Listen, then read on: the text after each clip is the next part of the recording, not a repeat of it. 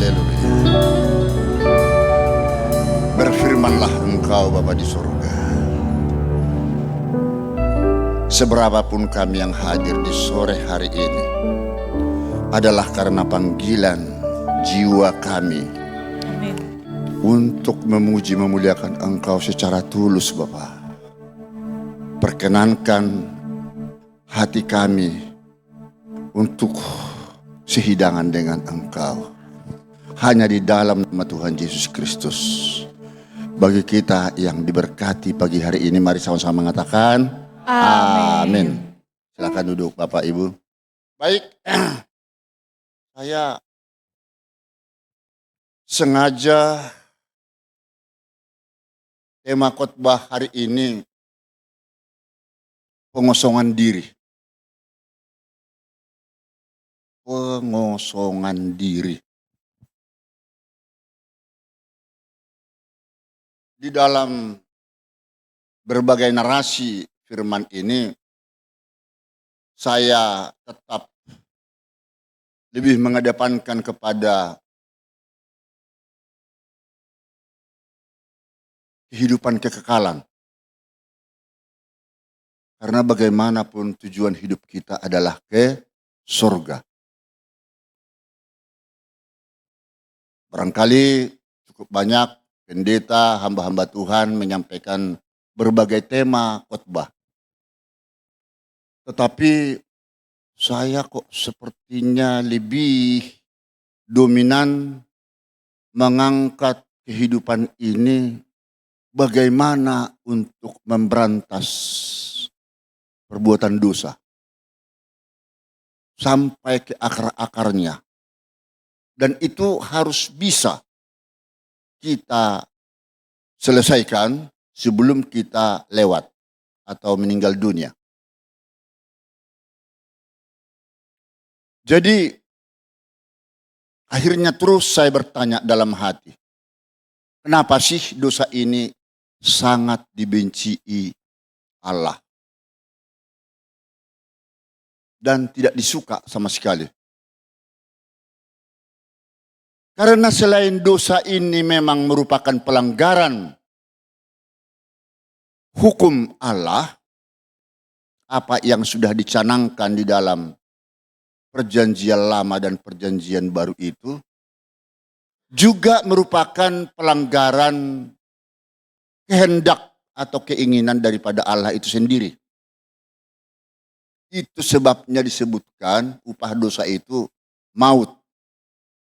Maut artinya terpisah hidupnya selamanya dari Allah. Rasanya bagaimana kalau kita terpisah hidupnya dengan Allah? Berarti hidup kita ini adalah sama dengan anak iblis, setan yang tidak punya nilai harganya. Karena itulah akibat perbuatan dosa pasti dihukum Allah. Pasti dihukum. Dan itu dihukumnya pada saat penghakiman terakhir nanti. Pada saat penghakiman terakhir yang bersifat mengerikan. Kalau dikatakan bersifat mengerikan itu pokoknya sukar dilukiskan dengan kata-kata. Rasakan sendiri nanti apabila mau ingin terpisah dengan Allah. Ya, hidupnya tidak akan pernah mendapatkan sesuatu keselamatan lagi. Dan mengapa dosa harus dihukum Allah?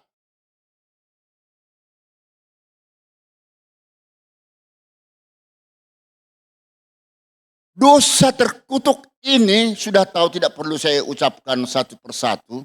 Ada yang kelihatan, ada yang tidak kelihatan. Itu memang harus dihukum secara adil.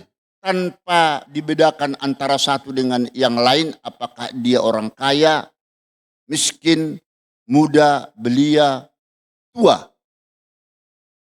Karena apabila itu tidak diadili, dihukum secara adil, maka umat manusia akan seperti serigala berbulu domba. Akan seenaknya, sesukanya bertindak tanpa ada kontrol. Hukum rimba berlaku. Demikian juga di pengadilan negara. Kalau tidak ada hukum negara ini, maka sesukanya melakukan perbuatan tindakan pelanggaran hukum. Itu tidak bisa terjadi. Dan itu sekaligus akan merusak tatanan kehidupan Allah. Sebagaimana pernah dicita-citakan oleh Allah saat menciptakan alam semesta. Harus sempurna. Seperti yang terjadi di dalam Taman Firdaus itu. Itulah sebabnya. Hanya orang-orang kuduslah yang menjadi anak pilihan daripada Allah. Kudus begitu sulit untuk dilaksanakan oleh umat manusia secara konsisten atau konsekuen. Padahal itu merupakan syarat mutlak masuk surga. Ya, karena memang di 1 Petrus di 1 Petrus 1 ayat 6 itu memang tidak ada alasan untuk kita kudus. Harus. Kuduslah kamu, kata Tuhan Yesus. Aku kudus, katanya. Be holy for I am holy.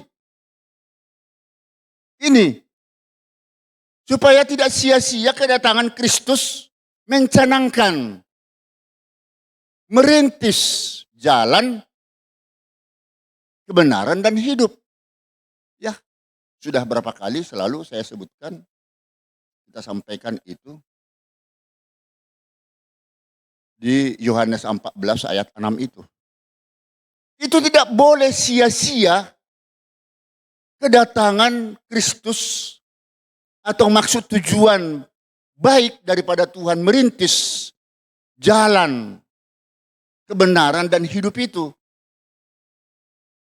Kalau sampai kosong ke surga, dia sudah dirintis jalan kita supaya kita lurus jalannya, mengikuti jalan hidupnya, tapi kita tidak mau, kecewa dia. Ibarat kalau kita sudah memberikan contoh yang terbaik kepada putra-putri kita di rumah, tapi anak kita melenceng, tidak mau, membandel. Coba bagaimana rasanya orang tua itu. Dipukul habis, dihajar. Allah pun nanti akan memberikan didikan, penghajaran yang luar biasa kepada kita. Masih ingat? Ketika kita mengalami suatu kebodohan, kemerosotan moral, dekadensi moral.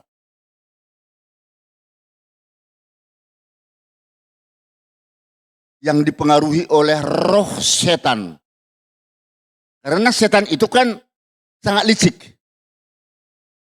Tanpa disadari dia licik. Kalau saudara mau dipengaruhi oleh iblis itu, saudara akan hancur-hancuran hidupmu. Makanya rumah tangga seseorang sempat-sempatnya itu nyaris hancur, berantakan, mau cerai. Itu sebenarnya kan karena kebodohan kita sendiri. Sebelumnya waktu dalam perjanjian nikah, akulah, engkaulah rembulanku, kan begitu. Iya. Tetapi apakah dia salah pilih sebelumnya? Orang dijodohkan saja juga bisa kok kembali normal. Apalagi kalau sampai beberapa puluh tahun atau tahun dia pacaran. Kok tiba-tiba setelah nikah rusak, hancur. Lalu siapa yang salah di situ? Ini kan karena pengaruh iblis. Kalau sudah masuk setan menghancurkan hidup kita, dia tidak kenal siapa bapak ibu saudara. Tetangga kita sudah nggak kenal. Semuanya itu tidak ada bagi dia. Karena setan itu lebih menguasai segalanya. Nah, ini saya terus mengalami pergulatan ini. Kalau begitu, apakah memang perbuatan dosa ini dapat diberantas sampai ke akar-akarnya? Bisa tidak diberantas sampai ke akar-akarnya? Tidak ada lagi. Atau dapatkah dicegah hingga berhenti melakukan perbuatan dosa? Karena perbuatan dosamu sebelumnya sudah ada nih. Sementara perbuatan dosa yang akan datang masih akan berjalan. Di sini nanti mau saya buat benang merah ya, pemisah antara perbuatan dosamu yang lama, yang tidak terhitung itu, saking banyaknya, dengan perbuatan dosa yang akan datang. Nah, jika mau masuk surga,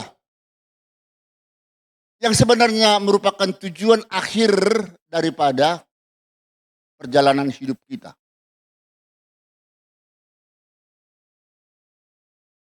Mestinya kita mau menerima ajakan Tuhan. Apa ajakan panggilannya? Klik.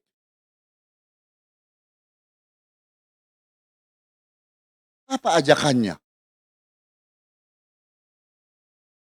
Dia mengajak kita semua orang-orang berdosa supaya jangan lagi melakukan perbuatan dosa itu. Bertobatlah. Klik dong. Ya.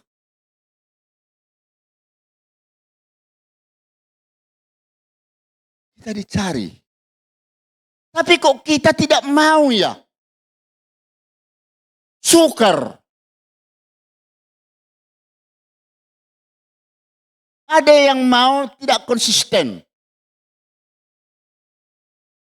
Mau dia.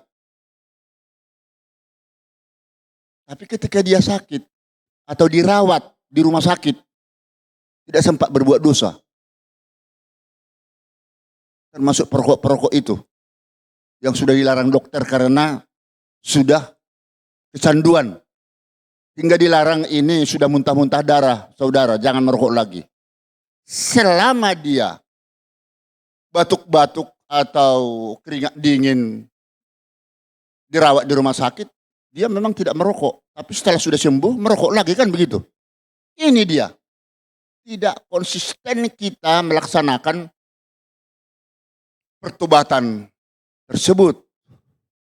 Belum loh dosa lama kita selesaikan, dosa baru muncul. Wow, ini berat juga ya. Bagaimana bisa Tuhan mengampuni itu? Ya, seperti yang dikatakan di sana di Lukas 5 ayat 32 itu. Sesungguhnya kalau kita semua ini sudah berbuat benar dan tidak mau lagi melanggar peraturan Tuhan, tidak mau lagi melanggar dosa, itu tolong kita pertahankan, stagnasikan. Pokoknya pertahankanlah. Ya, jangan sampai kendor. Supaya apa? Supaya nanti dosa-dosa kita yang lama ini bisa kita meminta pengampunan dosa kepada Tuhan. Biar jangan ada alasan bagi Tuhan, aku tidak mengenal engkau. Enyahlah dari hadapanku. Mumpung dia masih mau. Mumpung kita masih hidup, belum lewat. Ini, percaya deh. Ini warning, peringatan. Firman Tuhan ini ancaman, bukan lagi menakut-nakuti. Saya tidak tahu kapan dipanggil Tuhan. Gak tahu. Ini persoalannya Bapak Ibu. Ya. Nah, jadi kalau dikatakan mengapa pertobatan itu tergantung daripada kondisi, itu harus disingkirkan. Harus merupakan kesadaran. Oh, berat saya untuk sadar berat. Baik, saya akui. Kita maklumi. Ya. Kita maklumi. Tapi itu mari nanti akan saya terangkan di bawah ini. Tetapi yang pasti, selama kita masih sehat, ya, manfaatkan waktumu berbuat baik. Jangan pernah menyalahgunakan kepercayaan yang diberikan Tuhan kepada kita lagi. Ya, karena ingat pengadilan Kristus nanti, sekalipun saudara dan saya ya sudah melakukan berbagai perbuatan-perbuatan yang baik, tetapi tetap diuji kebenarannya. Ya, diuji sampai sejauh mana batin kita itu tulus apa tidak, atau memang hanya berlindung di balik kekotoran jiwa kita yang kotor, yang munafik. Ini sehingga ini menjadi salah satu bukti bagi Tuhan, aku kembali lagi tidak kenal engkau. Enyahlah dari hadapanku, karena pemisahannya dosa. Jadi ternyata kita memuji, memuliakan Tuhan itu haruslah benar-benar berdasarkan hati yang tulus. Dengan akal budi yang tulus. Ketika saudara diminta untuk diselidiki Allah, hatimu dan jiwamu harus berani mengatakan, iya, saya setia. Saya setia seperti lagu ini. Selidiki aku dulu, Tuhan. Biar jangan terlalu tegang, mari kita menyanyikan Selidiki Aku.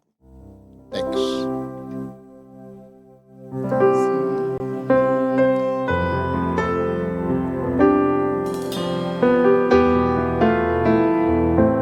Renungkan, rasakan lagu ini.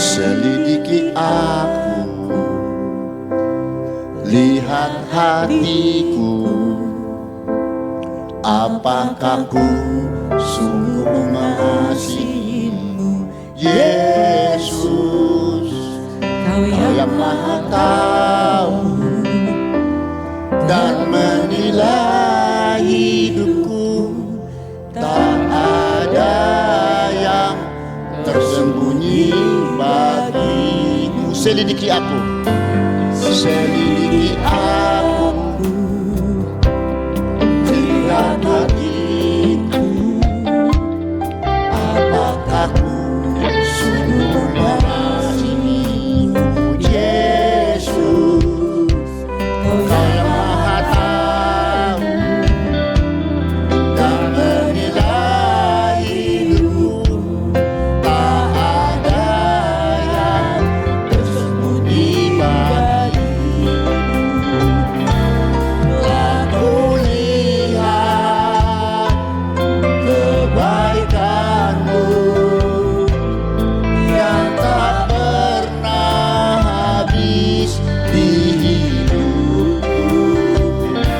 Ku berjuang sampai akhirnya Kau dapati aku tetap setia. Nah, betulkah kita mampu semua berjuang untuk setia mencintai Tuhan? Jadi jangan kita karena takut akan Tuhan baru kita bertobat.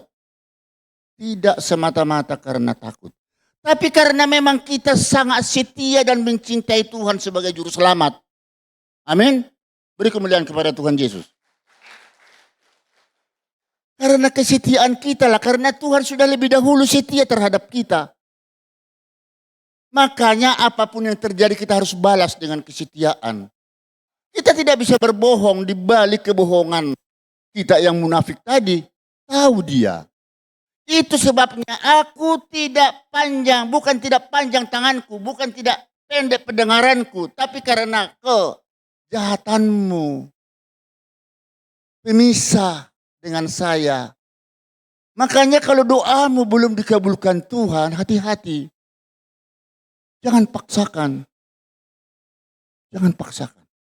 Tuhan sangat tahu. Nah, kalau begitu, bisakah saudara dan saya sadar akan bertobat ini? Artinya akan memutus segala mata rantai perbuatan dosa yang selama ini kita lakukan. Dan ke depan tidak melakukannya lagi. Lalu bagaimana dengan dosa-dosa kita yang terdahulu? Apakah dengan tidak melakukan dosa ke depan, secara mutatis mutandis, dosa kita yang lama terhapus? Nah, mari kita jawab solusi pertama. Ya.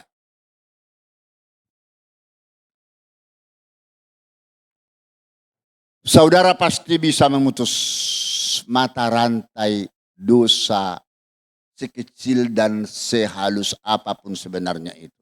Asalkan saudara dimampukan oleh Roh Kudus dan melalui pengosongan diri. Melalui pengosongan diri secara sadar dengan mengisi ruang yang kosong di dalam hidupmu yang rusak tadi karena sudah dibuang, itu dilalui kuasa Roh Kudus. Ibarat botol kosong, tidak ada satupun isi apapun di situ, lalu masuk air bersih di dalamnya. Ini pun di dalam tubuhmu yang banyak dusta, bohong, yang banyak dosa. Sudah, konsentrasikan dulu hati dan pikiranmu. Rasakan, Bapak Ibu jemaat terkasih pada sore hari ini. Ya, ikut merasakan seperti yang saya rasakan ini. Kosongkan pikiranmu, hidupmu. Yang duniawi itu, yang penuh hedonisme, materialistik itu. Lalu masuklah kuasa Roh Kudus di dalamnya. Amin. Nah, rasakan sekarang Roh Kudus ada di dalam tubuhmu, jiwamu ini. Ya, ingat, di dalam tubuh ini atau jiwa ini, maaf, bukan jiwa, jasmani ini terdiri dari ada roh kehidupan. Roh kehidupan yang pernah dihembuskan Allah pencipta dulu waktu pertama kita diciptakan di Kejadian 2 ayat 7 itu. Nah, ada satu roh kehidupan. Lalu ada lagi Roh Kudus yang sudah berdiam di dalam tubuhmu. Karena tubuhmu ini bukan lagi milikmu sendiri, kan begitu 1 Korintus 6 ayat 19 itu. Yang akhirnya menjadi bait suci di ayat 20-nya. Nah, makanya di Galatia 2 ayat 20. Menarik. Saya rasakan firman ini. Saya kira kita pun merasakan. Jadi Bapak Ibu Saudaraku hidup. Ada roh kehidupan. Ya. Bukan lagi aku sendiri yang hidup. Amin. Tetapi Kristus yang hidup di dalam aku. Nah, Kristus yang hidup di dalam aku. Wow, di sana banyak perjuangan Kristus. Rasakan bagaimana pengabdian perjalanan Kristus. hingga ada istilah dolorosa itu. Hidup sengsara membawa nikmat. Nikmat penderitaan, tetapi bukan berarti sengsara terus hidup kita. Tetapi di situ berarti kita sudah mulai mampu menghentikan, menstop apabila terjadi godaan setan hantu belau yang menggerogoti hidup kita. Wow, ini falsafah hidupnya berat di sini. Ini harus bisa kita rasakan ini ya. Nah, terus tetapi Kristus yang hidup di dalam aku. Jadi bukan kamu dan aku pribadi lagi yang hidup, tetapi di sana Kristus yang hidup dalam diri kita. Hidupku yang kuhidupi sekarang di dalam daging, yang penuh dosa, yang penuh jasmani, hidup karena iman. Kalau sudah berbicara iman, walaupun saudara tidak melihat langsung Yesus itu, tapi merasakan hadiratnya, merasakan bagaimana perjuangan hidupnya demi membela. Wah, ini baru datang ada keluarga. Ya, selamat datang keluargaku. Waktunya harus disiplin memuji Tuhan. Biasa kalau saya di perguruan tinggi, kemarin kami di Semarang juga baru pengukuhan guru besar di Unisula. Kalau Bapak Pendeta tadi juga baru datang dari Semarang, puji Tuhan, selamat. Haleluya. Ya, saya semalam jam 12 baru datang juga dari Semarang. Ya, tapi memang kondisi kesehatan harus dijaga, Pak. Termasuk saya, jadi tidur terus tadi. Ya, Bapak juga harus jaga. Karena kita tidak tahu kapan lewat. Kalau sudah siap, lewat kita nggak jadi soal ya. Ini persoalannya, makanya ini saya kupas terus ini. Ya, baik, kembali kita lanjutkan. Jadi, hidup karena iman menurut Yesus yang telah mengasihi aku. Yang telah mengasihi aku. Bagaimana Tuhan mengasihi Bapak, Ibu, Saudaraku selama ini. Makanya dia sudah lebih dahulu mengasihi kita. Wajar dong kita balas dengan kasih yang lebih luar biasa lagi. Ya. Dan menyerahkan dirinya untuk aku. Nah, memang saat itu, saat peristiwa Golgota, memang kita tidak ada pada saat itu. Tapi itu adalah merupakan pengejawantahan, perwujudan perjalanan hidup beliau. Untuk bisa kita impartasikan, kita wujudkan di dalam kehidupan kita sekarang. Itulah contoh, role model yang diberikan Tuhan kepada kita. Karena ketauladanan daripada Yesus itu sangat-sangat luar biasa. Dia yang pantas diteladani, bukan dunia hamba-hamba Tuhan lain. Amin. Nah, karena itulah juga ada sanksi hukum. Di 1 Korintus ayat 3:17. Tadi kan kita sudah sepakat bahwa tubuhmu ini sudah menjadi bait suci Allah. Sudah menjadi Roh Kudus yang berdiam di sana. Bukan hanya dirimu sendiri lagi yang ada di sana. Nah, jadi jika ada orang yang membinasakan bait Allah seperti tempat ini, termasuk tubuhmu, maka Allah pun akan membinasakan dia. Membinasakan orang yang membinasakan bait suci Allah itu. Sebab bait Allah adalah kudus. Dan bait Allah ialah kamu. For the temple of God is holy. Which temple you are. Kalau begitu, kalau saudara merusak tubuhmu sendiri. Karena itu percaya iman. Itu adalah sudah ada di sana bait suci. Berarti saudaralah yang terlebih dahulu, maaf nih, dibinasakan oleh Allah. Karena saudara sudah merusak bait Allah, tubuhmu sendiri. Coba kalau kotori tubuhmu. Merokok misalnya, kan sakit penyakit. Kau merampok, mencuri, selingkuh. Rusak sendiri itu. Kotor itu. Pas dapat hukuman. Makanya tadi dikatakan bahwa dosa itu memang harus dihukum Allah secara adil. Adil maksudnya sesuai perbuatanmu. Apakah itu tersembunyi atau terang-terangan. Itu semua dihakimi. Di Pengkhotbah 12. Ayat 14. Dan yang membawa persoalan kita itu ke tahta Kristus nanti bukan kamu atau KPK, polisi, kejaksaan. Allah langsung. Dan tidak ada alasan saya tidak mau. Diseret, harus mau. Ya, harus mau. Nah, kalau begitu sadar atau tidak, jangan kita coba-coba mengotori tubuh kita ini dalam bentuk apapun itu. Janganlah. Yang sudah lewat, lewat.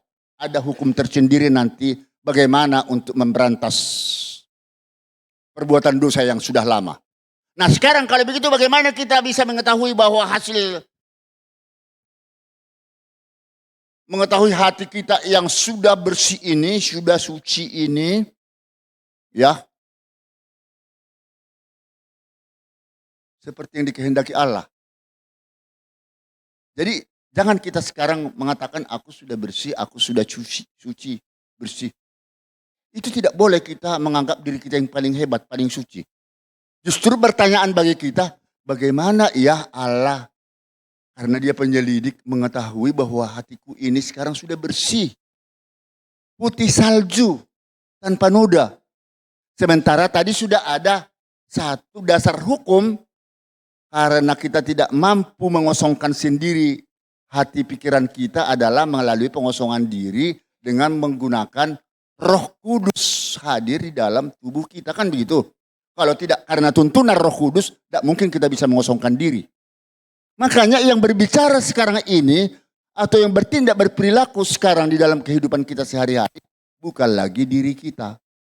Tetapi adalah semua perkataan-perkataan manis daripada Allah Bapa. Jadi kalau ada lagi marah-marah yang gak karu-karuan, yang garang, pokoknya tidak sadar apa yang diucapkan itu sangat melukai daripada hati pikiran orang lain. Ini tidak bisa lagi. Itu bukan tipe kita lagi itu tipe iblis. Makanya kalau sudah iblis menguasai kita, kita tidak sadar ngomong itu. Karena itulah kalau saya sebagai hakim, saya pernah mengatakan itu di TV One beberapa saat yang lewat. Bagaimana untuk mengadili terdakwa itu? Supaya hukumannya setimpal dengan perbuatannya. Saya harus seolah-olah seperti terdakwa. Seperti manusia pada umumnya. Yang tidak luput dari perbuatan dosa. Saat itu dia karena memang lagi dikuasai setan iblis. Coba kalau dia sadar bukan dikuasai iblis setan. Pasti dia tidak akan melakukan kejahatan itu. Berdasarkan itulah kita memberikan hukuman. Jangan dia libas, hantam begitu saja. Ya, untuk menghukumnya seberat-beratnya. Berikan kesempatan kepada dia untuk bertobat. Amin. Berat. Firman Tuhan kali ini sangat berat untuk bisa kita perhatikan. Termasuk saya sendiri. Saya belum sempurna. Tapi melalui firman kebenaran ini, mari kita sama-sama menuju ke arah kesempurnaan itu Bapak Ibu. Amin. Haleluya. Beri kemuliaan kepada Tuhan Yesus. Solusi kedua. Apakah dengan tidak melakukan kejahatan dan dosa ke depan, artinya sudah bertobat ya, maka secara otomatis atau mutandis, perbuatan dosa kita terdahulu sudah selesai diampuni Tuhan. Tunggu dulu. Ini hati-hati. Jadi jangan terlalu senang kamu tidak berbuat dosa lagi sekarang. Tapi dosa kita yang lama bagaimana? Sudah diampuni Tuhan kah atau tidak? Ini kan kita belum tahu. Ini merupakan hak prerogatif Allah Bapa di surga. Sekarang mari kita lihat. Saya memberikan contoh dulu. Ada pertanyaan yang sangat krusial, sangat sulit. Seperti ini. Katakan penjahat tangkap.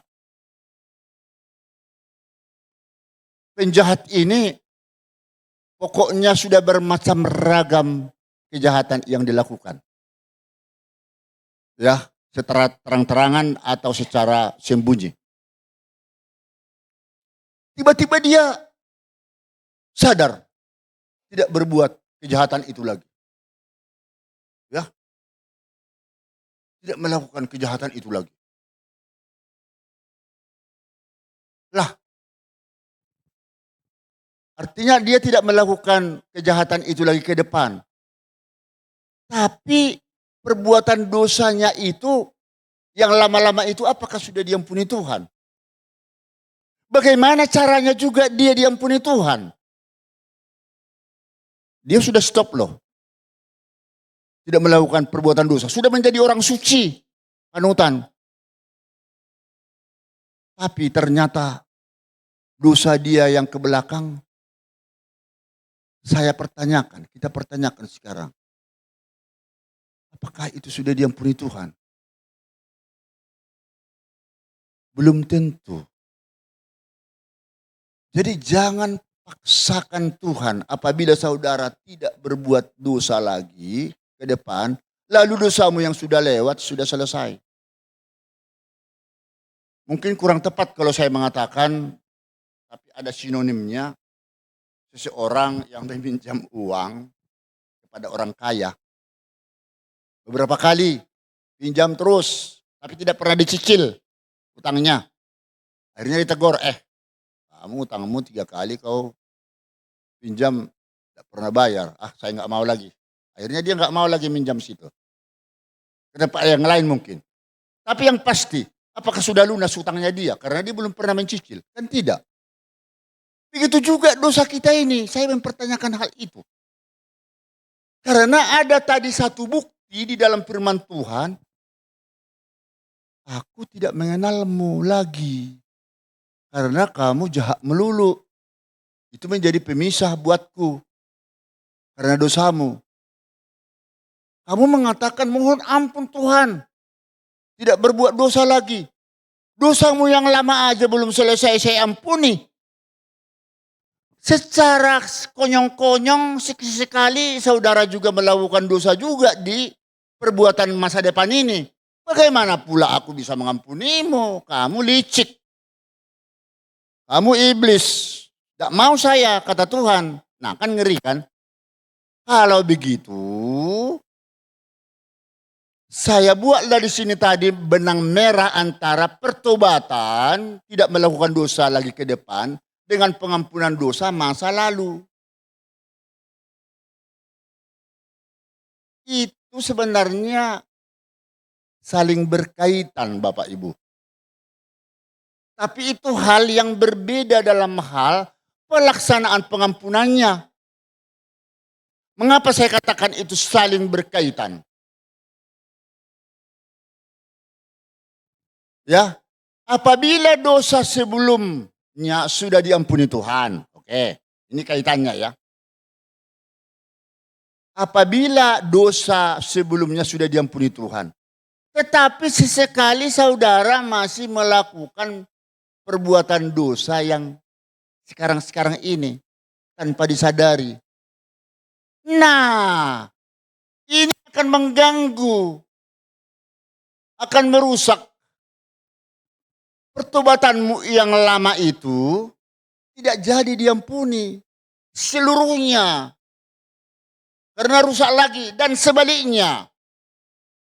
Ya, sebaliknya apabila saudara sudah tidak melakukan perbuatan dosa lagi ke depan.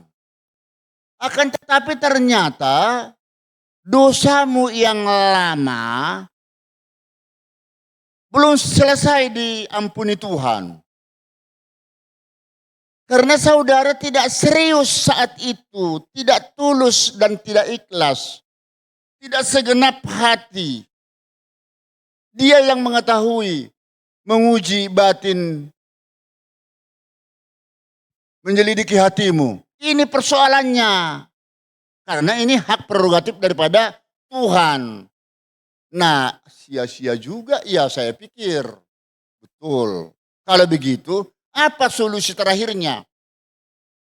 Ya, sebaiknya kita percaya saja kepada Tuhan Yesus, juru selamat. Percaya kepada Tuhan juru selamat selaku penyelidik hati tadi. Ya, kita satu-satunya jalan, ini belum masuk ke situ di belakangnya.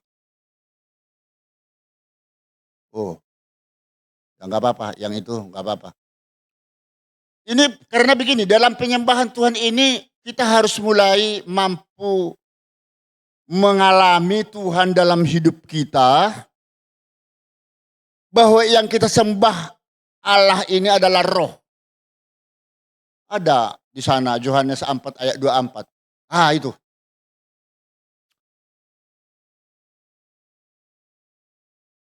Allah itu roh. Barang siapa yang menyembah dia harus menyembahnya dengan roh dan kebenaran. Nah, maksudnya di sini Bapak Ibu Saudaraku. Kalau saudara sadar bahwa Allah itu adalah roh, dia memang tidak berwujud, tidak dapat diraba, tetapi nyata dalam hidupmu. Nyata seperti apa? Banyak peristiwa-peristiwa yang saudara alami.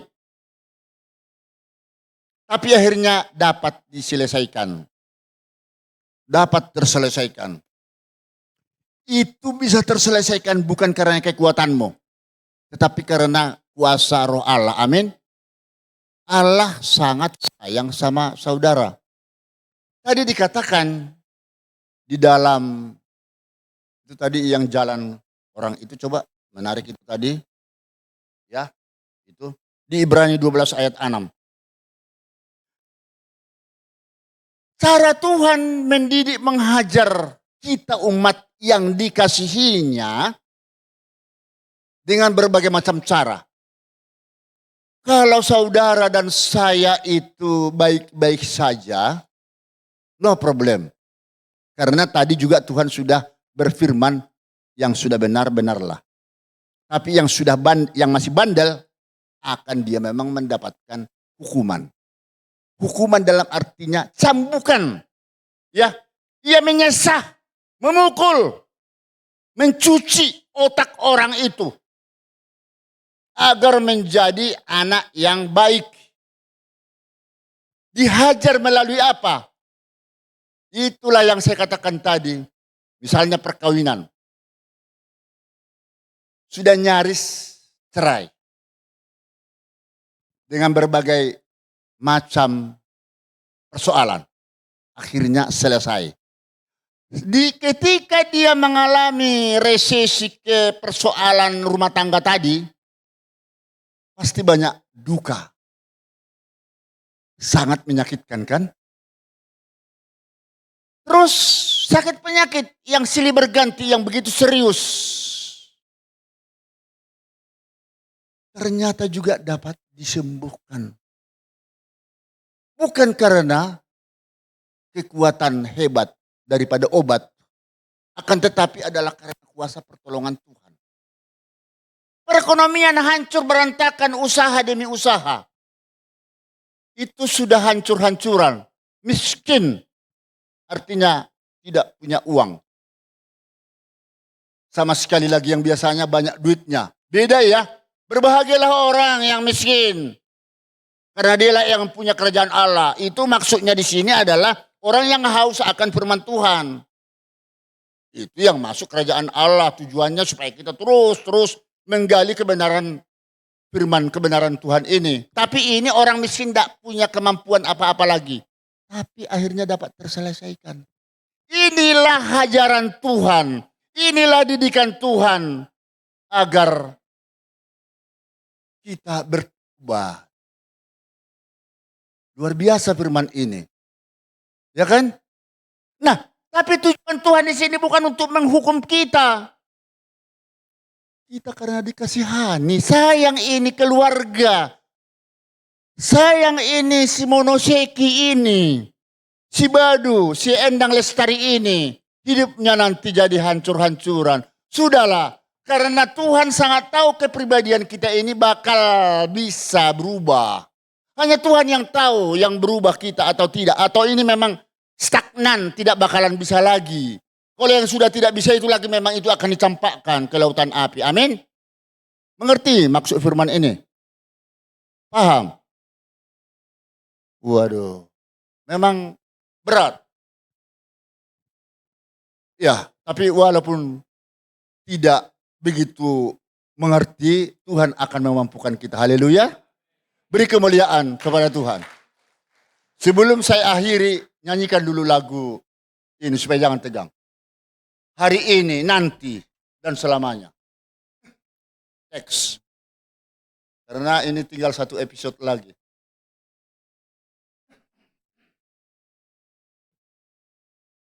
Ya, saya di pesawat ini sambil memikirkan firman ini semalam. Ternyata bisa juga saya bawa pagi. Sore hari ini. Setiap hari adalah. Ya. Bisakah nyonya? Ma, kalau bisa dong. Halo. Ayolah. Tidak tahu gak apa-apa. Ini kita bukan pop singer ini. Setiap hari adalah harimu. Setiap waktu adalah waktumu. Tak ada tempat bagiku karena Engkau penuhi ruang hidupku. Hari ini, nanti dan selamanya. Memilih Engkau, hanya Engkau saja. Dalam suka, dalam duka, tetap Engkau yang ku cinta. Hari ini, nanti dan selamanya.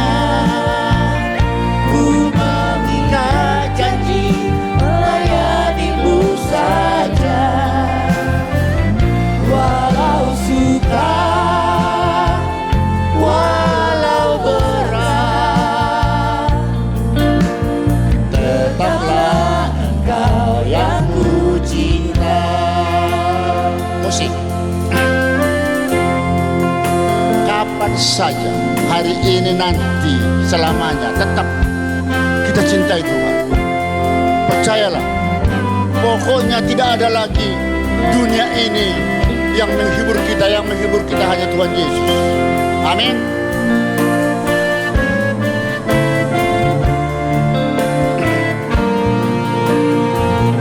Hari ini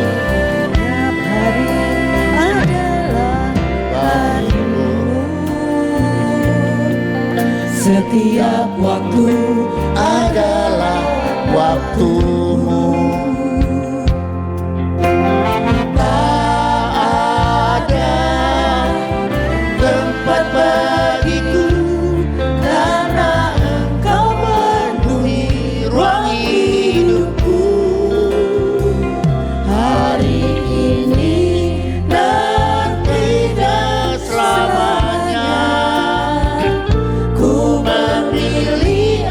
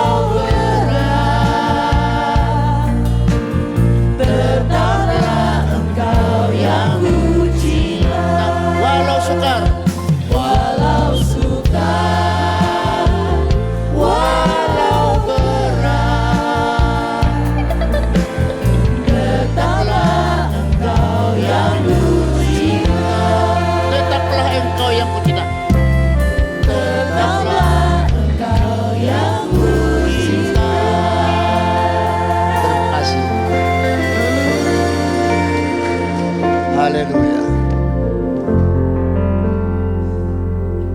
Ya, sedikit lagi saya lanjutkan. Ini waktunya berapa lama lagi? Udah pas ya, Pak? Gak apa-apa, sedikit lagi. Disinilah yang dikatakan dalam tubuh tadi yang terdiri dari daging jasmani dan roh kehidupan ini, mari kita hayati bersama bahwa dalam jasmanimu ini ada di sana Roh Kudus. Lalu ada roh kehidupan. Kalau sudah itu yang terjadi dalam kekosongan hidup kita tadi, maka segala persoalan hidup kita yang sudah sempat tadi, ini sudah selesai, ya. Kalau itu sudah menjadi kenyataan, roh kehidupan ada, Roh Kudus ada dalam tubuh jiwa kita, berarti apa yang kita ucapkan kepada Allah itu sesuai dengan perbuatan. Kata sesuai dengan perbuatan. Ada istilah lain, match, words, with, deeds.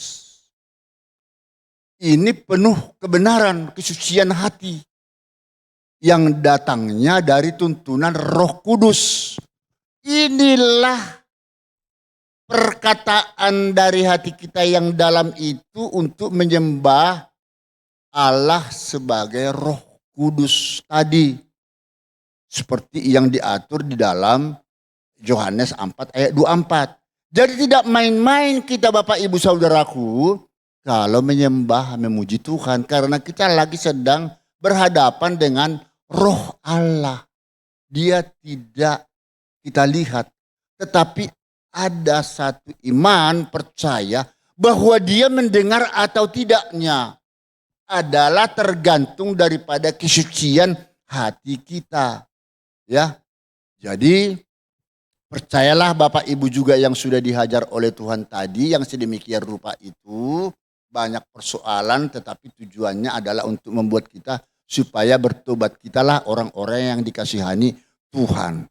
Nah, pengampunan Kristus ini saya jadi teringat hak prerogatif Presiden Prabowo terhadap para terdakwa Tom Lembong dengan Pak Jaksa amnesti. Itu kaitannya dengan Tom Lembong dengan Hasto Kristianto. Abolisi, proses hukumnya akhirnya dihentikan. Lalu di amnesti ini sekalipun dia sudah berbuat salah, udah dihukum nih Hasto, tapi tidak lagi dilakukan proses hukum selanjutnya, itu dihentikan, dibatalkan. Karena demi kepentingan negara. Ya, kurang lebih seperti itu relevansinya dengan Ibrani 10:17 ini. Abolisi dan amnesti pun dari Tuhan Yesus ternyata ada di dalam kepribadian kehidupan kita. Kalau tadinya kita selalu bertanya, mungkinkah Tuhan Yesus akan mengampuni dosaku yang lama? Sementara dosaku yang ke depan belum tahu apakah saya akan melakukan perbuatan dosa apa tidak. Ini jangan lagi a priori orang itu melakukan perbuatan dosa. Kalau Tom Lembong Hasto melakukan perbuatan yang dapat dihukum lagi masuk. Kan itu harus stop. Jadi kita pun umat manusia, jemaat Kristus harus dong hentikan perbuatan dosa ke depan. Kemudian percayakan melalui iman kalau dosamu yang lama sudah terhapuskan. Lalu abolisi amnestinya di Ibrani 10:17. Jadi jangan ada alasan kalimatnya aku tidak mengingat lagi kesalahan dan dosa-dosamu. Itu kalimat harafiah. Tetapi yang saya maui di sini, yang dimaui oleh firman Tuhan di sini, sungguh betul-betul ya bahwa pertobatan ini datangnya dari Kristus. Kemudian percaya sepenuhnya karena Yesus itu adalah juru selamat manusia yang sudah menyelamatkan kita, yang sangat mengasihani kita. Karena di dalam penghakiman terakhir sudah tidak berlaku lagi rekonsiliasi, perdamaian. Jadi sebelum kita meninggal dunia, sebelum penghakiman terakhir sekarang mengenai rekonsiliasi perdamaian dengan Tuhan lebih penting. Ibarat asas hukum pidana, ultimum remedium. Penghukuman adalah jalan terakhir. Kalau memang tidak bisa lagi didamaikan, dibinasakan. Itulah menurut Kristus juga. Ya, di dalam kami pun pembinaan di Mahkamah Agung, kalau udah nggak bisa lagi dibina, binasakan. Apa boleh buat? Jadi saya kira tidak ada masalah. Ya, sangat bagus ini abolisi, amnesti atau bonus yang diberikan Tuhan ini. Aku tidak akan mengingat lagi dosa-dosamu dan kesalahanmu apapun itu. Asalkan itu kan tidak titik sampai di situ. Saudara jangan berbuat dosa lagi, baik masa lampau maupun masa kini. Amin. Bisakah? Bisa ya. Tadi kan kalau sukar kan ada Galatia 2 ayat 20. Kosongkan. Ayo. Sekarang sebelum kita akhiri, mari saya ajak Bapak Ibu berdoa dulu dalam hati ya. Berdoa dulu dalam hati, kosongkan hidupmu. Masuklah Roh Kudus ke tubuhmu. Karena sudah kosong sekarang. Melalui kekosongan hati pikiranmu ini, Roh Kudus yang berbicara sekarang, mintalah permohonan apapun kepada Tuhan Yesus. Ingat, saudara tidak boleh mengulangi lagi perbuatan dosa apapun itu. Ketika saudara mau melakukan perbuatan itu, kesalahan itu, hei, enyah kamu iblis. Roh Kudus ada di sini. Harus itu yang terjadi di dalam hati pikiranmu Bapak Ibu Saudaraku. Ketika itu bisa saudara paksakan bila perlu Tuhan Yesus, rohnya ada di dalam tubuhmu. Percayalah. Ruang-ruang kekosongan hidupmu sudah tidak ada lagi celah-celah masuk iblis setan. Aduh, saudara dan saya menjadi anak-anak pilihan Tuhan. Kapanpun Bapak Ibu Saudaraku dipanggil Tuhan, siap. Karena sudah ada bonus. Tuhan Yesus tidak akan mengingat lagi dosa dan kesalahan kita yang sekarang dan yang kemarin-kemarin. Amin, haleluya. Mari kita akhiri dan berdiri.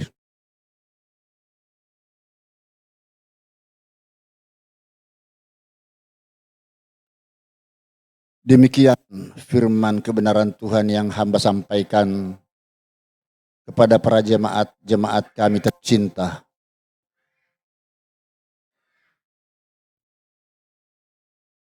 Oh, haleluya Bapa.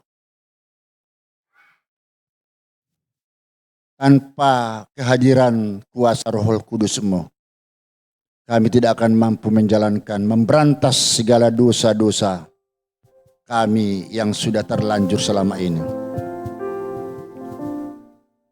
Karena itulah Bapa, kasihanilah kami sebagaimana dalam firman-Mu. Karena Tuhan tidak menginginkan satupun ciptaannya kami jemaat-jemaat-Mu di altar Philadelphia ini binasa. Kami ingin mendapat kesempatan yang terbaik buat Tuhan Yesus. Urapi seluruhnya kami, jemaat-jemaat yang ada di sini. Terlebih Bapak Pendeta kami, Bapak Titus Hagai beserta ibu dan keluarganya dan hamba-hamba Tuhan yang ada di sini. Semuanya satu persatu kami termasuk WL Singer pemusik. Jamah sapa mereka satu persatu, tegur mereka, hai jemaat-jemaatku, kekasih Kristus di AF ini, sadar, bukan lagi mulai sadar terus sampai selama-lamanya. Hidupmu tidak tahu kapan berakhir. Akhirnya kematian menjadi keuntungan bagiku karena bersama Kristus kami. Oh haleluya Bapa. Diberkati gereja ini menjadi kudus. Kami semua menjadi jiwa-jiwa yang diselamatkan Tuhan Yesus. Terpujilah Engkau untuk selama-lamanya hanya di dalam nama Tuhan Yesus Kristus. Bagi kita yang sudah diurapi diberkati Tuhan Yesus, malam hari ini mari sama-sama mengatakan amin. Beri kemuliaan kepada Tuhan. Silakan duduk Bapak Ibu.